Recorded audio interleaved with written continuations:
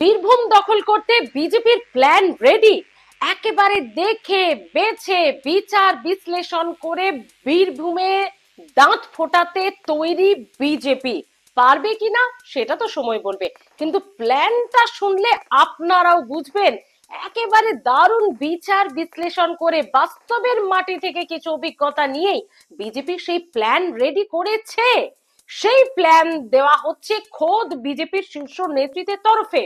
আর শুধু প্ল্যানই নেই, চাঁচা ছোলা ভাষায় বীরভূমের শীর্ষ নেতৃত্বকে কটাক্ষও করা হয়েছে। কি বলা হয়েছে তাদের, কিভাবে হুঁশিয়ারি, কিভাবে চ্যালেঞ্জ দেওয়া হয়েছে, প্ল্যানে বা কি রেডি রয়েছে, অবশ্যই জানাবো আপনাদের। পুরো ভিডিওটি তার জন্য আপনাদের দেখতে হবে।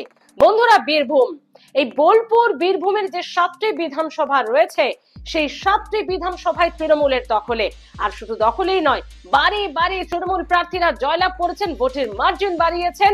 কখনো তৃণমূলের তরফ থেকে আমরা দেখেছি বিজেপির যে প্রার্থীরা দাঁড়িয়েছেন তারা অভিযোগও করেছেন তৃণমূলের বিরুদ্ধে, তাদেরকে দাঁড়াতে দেওয়া হচ্ছে না, বুথে এজেন্ট বসতে দেওয়া হচ্ছে না। এত কিছুর পরেও কোনো পরোয়া নেই, বিজেপিকে হারিয়ে বিজেপি প্রার্থীদের ব্যাকফুটে রেখে বারবার বীরভূম বোলপুর 7টি বিধানসভা দখল করেছে তৃণমূল। হ্যাঁ, বীরভূমের বাঘ জেলা সভাপতি অনুব্রত মণ্ডল তিহার জেলে জেল খাটছেন, তখনও বীরভূম বোলপুর দেখা যাচ্ছে তৃণমূলের দখলে। তো যখন অনুব্রত মণ্ডল ছিলেন না তখন বীরভূম বোলপুর তৃণমূলের ছিল, আর এখন তিনি আছেন মাটিতে, বীরভূম বোলপুর বিজেপি দখল করে ফেলবে কিভাবে? প্ল্যানটা আগে শুনুন, বিজেপি কিভাবে রেডি হচ্ছে। আচ্ছা, এই বীরভূমে আমরা দেখেছি যে আগে তো অনুব্রত মণ্ডল ছিলেন, এখন তো বা দোসর কাজল শেখ, যদিও দুজনের মধ্যে মুখ দেখা দেখি তুতু ম্যামে না থাকা এই সমস্ত কিছু অনেক কিছু আছে, কিন্তু হলেও তাদের একটা যে ব্যক্তিগত কারিশমা বীরভূমের মাটিতে চলে, লাল মাটিতে, সে আর বলার অপেক্ষা রাখে না। তো বীরভূমে কি প্ল্যান রেডি করলো বিজেপির শীর্ষ নেতৃত্ব, পয়েন্ট করে বলে দেওয়া হয়েছে, পয়েন্ট করে কিভাবে তৃণমূলকে হারিয়ে বিজেপি প্রার্থীরা জয়লাভ করবেন। তাহলে আসুন আপনাদেরকে প্রথমে সেটাই জানিয়ে রাখি যে এই বীরভূমের দুর্বেদ্য ঘাঁটিতে কিভাবে বিজেপি ঘাঁটি গাড়ার চেষ্টা করছে। প্রথমে বলা হচ্ছে সংগঠনকে চাঙ্গা করতে হবে, সংগঠনে জোর দিতে হবে। আর সংগঠনে জোর দেওয়ার মধ্যে প্রথম পয়েন্টই হলো বুথকে চাঙ্গা করতে হবে, বুথ লেভেল নিয়ে খাটতে হবে, ভাবতে হবে। 10 জন সাহসী লোক চাই বুথ লেভেলে কাজ করার জন্য। হ্যাঁ, গড় যখন অনুব্রত মণ্ডল কাজল শেখের একজন ছেড়ে দিয়ে আরেকজন দোসর, তো সেখানে যে সাহসী লোক চায়, একদম সিনা তানকে লড়াই করার লোক চায়, সে তো হবে, খুব স্বাভাবিক। খুব ভালোভাবে বিচার বিশ্লেষণ করে পয়েন্টগুলো বলা হয়েছে, কারণ ওই যে বললাম, বুথে এজেন্ট বসতে দেওয়া হয় না, প্রার্থী খুঁজে পাওয়া যায় না, নাম নিয়েও আবার উইথড্র হয়ে যায়, এরকম অনেক ইতিহাস কিন্তু আছে। তো সেই জায়গায় দাঁড়িয়ে সে ভয়ে হোক, ভক্তিতে হোক, যাতেই হোক না কেন, যাতে ওই রকম না হয়, যাতে সাহসী লোকেরা একদম শুরু থেকে শেষ পর্যন্ত মাটি কামড়ে থেকে বিজেপি প্রার্থী বা বুথ লেভেল এজেন্ট হয়ে যারা তৃণমূলের এগেনস্টে লড়বে, এরকম 10 জন করে বুথ, প্রত্যেকটি বুথে বুথে 10 জন করে সাহসী লোক চায়, ফিমেল মেল সাহসী লোক চায়, বলা হচ্ছে প্রথম পয়েন্টে। সেকেন্ড পয়েন্টে কি আসবো, শীর্ষ নেতৃত্ব বলে দিচ্ছে এসআইআরটা দেখে নিতে হবে। হ্যাঁ, এসআইআর এখন কার্যত ভোটে কোনো রাজনৈতিক ইস্যু না হয়েও এসআইআর কিন্তু একটা ইস্যু। তার কারণ এসআইআর এর ওপর অনেকখানি ভরসা করছে বিজেপি শীর্ষ নেতৃত্ব। তার কারণ হচ্ছে এসআইআর করা হলেই ভুয়ো ভোটার, অস্তিত্বহীন ভোটার, মৃত ভোটার সব চলে গেলে নাকি তৃণমূলের ভোট অর্ধেকেরও কম হয়ে যাবে, মানে এটা বিজেপির মনে করা হচ্ছে বিজেপির তরফে। তাই এসআইআরটাও দেখে নিতে হবে বীরভূম বোলপুরে 7টি বিধানসভার ক্ষেত্রে, যাতে এসআইআর দেখে নিতে গিয়ে যে পয়েন্টগুলো ভালো করে নজর দিতে হবে, মৃত ভোটারের নাম যেন আর না থাকে, সেগুলো যেন কাট অফ হয়, মৃত ভোটারের নাম আর যেন ভোটার তালিকায় না থাকে। একাধিক এলাকায় নাম রয়েছে, এরকম অনেক ভুয়ো ভোটার ঘুরে বেড়ায় যারা ভোট দেয়, হ্যাঁ, একজন লোক একাধিক ভোটার, একাধিক কেন্দ্রের ভোটার হয়ে, সেগুলোকে খুঁজে খুঁজে বাদ করতে হবে।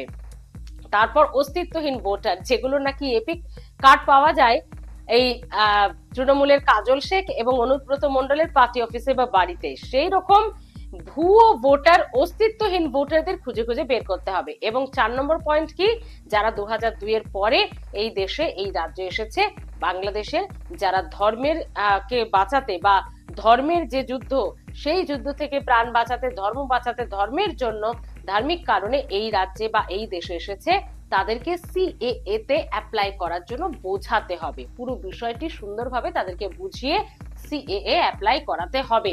তো এই হচ্ছে 4টে পয়েন্ট। দাঁড়ান, ভাবছেন কি এখানে শেষ? না, ওই যে বীরভূমের শীর্ষ নেতৃত্বকে, তাবড় নেতৃত্বকে চাঁচা ছোলা ভাষায় আক্রমণ করে বিজেপির গ্রাসরুট লেভেলের নেতাদের বা কর্মী সমর্থকদের চাঙ্গা করার চেষ্টা করা হয়েছে।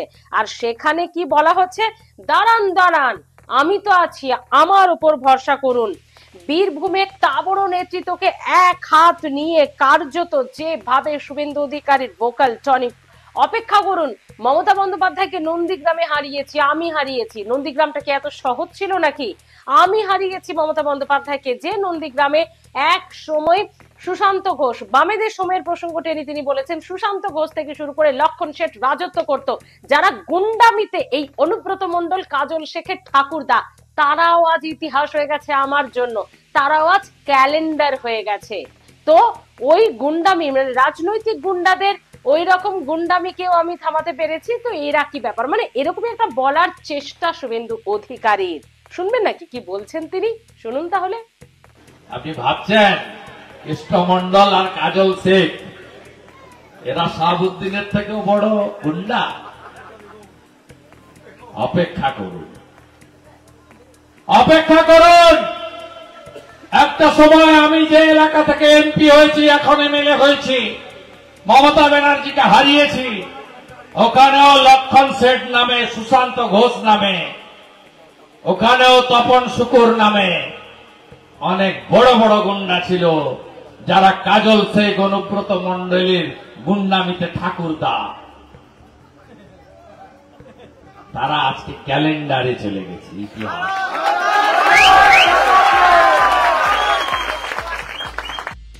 শুধুমাত্র যে অনুব্রত মণ্ডল এবং কাজল শেখকে এক হাত নেওয়া হয়েছে ভোকাল টনিক দিতে কর্মী সমর্থকদের, তা নয়।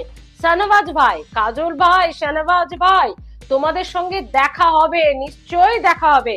আর বীরভূমবাসীকে তার বক্তব্য, তার মন্তব্য, তাদের জন্য আমার উপর ভরসা রাখুন।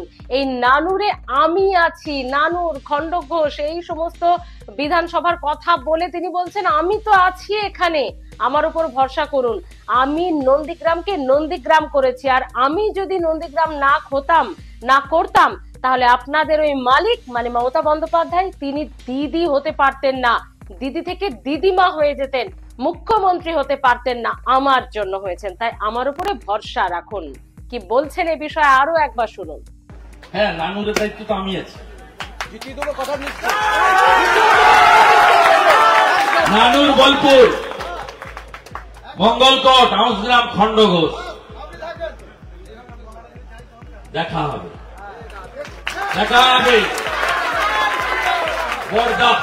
কাজলের দাদা শাহনওয়াজ ভাই আর কাজল ভাই, তোমার দুজনের সঙ্গে আমার দেখা হবে, চিন্তা করবেন না। আমি অসুখও জানি আর অসুখও জানি, রাজনৈতিক অসুখ বলি, নন পলিটিক্যাল কথা আমি বলি না। সবচেয়ে বেশি যেখানে ঝামেলা করে ডাকবেন যাব। কদিন আগে রায়দিঘিতে 6 জায়গায় আটকেছে, আরে আটকাতে আপনি পারবেন না। আমি নন্দীগ্রাম না করলে আপনার ওই মালিক দিদি থেকে দিদিমা হতো, কোনদিন মুখ্যমন্ত্রী হতো না। নন্দীগ্রামে হারিয়েছি, 26-এ ভবানীপুরেও হারাবো। বুঝলেন তাহলে বন্ধুরা? পয়েন্ট শুধু নয়, পয়েন্ট বলার পাশাপাশি ভোকাল টনিকে তৃণমূলের নেতাদেরকেও এক হাত নিলেন শুভেন্দু অধিকারী। কিন্তু আপনাদের কাছে আমার প্রশ্ন, যে বীরভূমে তৃণমূলের এত শক্ত ঘাঁটি, সেই শক্ত মাটিতে কি দাঁত ফোটাতে পারবে বিজেপির এই প্ল্যানে? শুভেন্দু অধিকারীর এই কটাক্ষ করা বলুন কাজল শেখ, অনুব্রত মণ্ডলকে, সুশান্ত ঘোষ আর লক্ষণ শেঠের কাছে খুব ছোট রাজনৈতিক গুন্ডা প্রমাণ করা হোক, বা এই যে 1-2 করে প্ল্যান বলে দেওয়া, বুথ লেভেল সংগঠনকে চাঙ্গা করা, এসআইআর বুঝে নেওয়া, এগুলো আদৌ কি কোনো ফ্যাক্টর হবে? নাকি অনুব্রত মণ্ডল আর কাজল শেখের কাছে সবটাই, সব প্ল্যানই টাই ফিশ হয়ে যাবে? কি মনে হয় আপনাদের? জানাতে ভুলবেন না। আর হ্যাঁ, একটা কিন্তু ঠিক, কাজল শেখ আর অনুব্রত মণ্ডল বিজেপির তৃণমূলের বীরভূমের দুই তাবড় মুখ হলেও বিজেপির মাঝখানে ঢুকে যাবে না তো? মানে দুজনের মধ্যে যে তুতু ম্যামে মুখ দেখা দেখি বন্ধ হয়ে থাকে, সামনে যাই করুক পেছনে তো দুজনের যে কি অবস্থা সে তো আমরা জানি, খোদ শীর্ষ নেতৃত্ব জানি। বিজেপি এর মধ্যে ঢুকে গিয়ে ফায়দা তুলে নিতে পারবে না তো? তারপর আবার এই প্ল্যান, কি মনে হয়? জানাতে ভুলবেন না। ভালো থাকুন।